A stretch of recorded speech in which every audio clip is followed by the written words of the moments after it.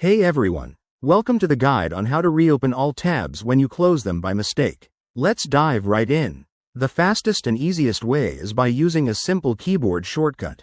If you're on Windows, press Ctrl plus Shift plus T. Every time you press this, Chrome will reopen the last tab you close. Keep pressing the shortcut multiple times to bring back all your previously closed tabs, one by one, in reverse order. Another quick method.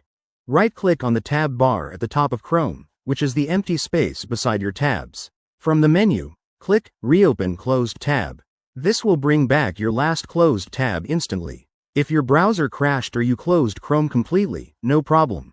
Click the three-dot menu in the top right corner, go to History, and under Recently Closed, you'll see a list of tabs and even entire windows.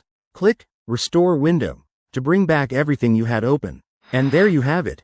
If you found this video helpful, don't forget to like, subscribe and share. Thanks for watching.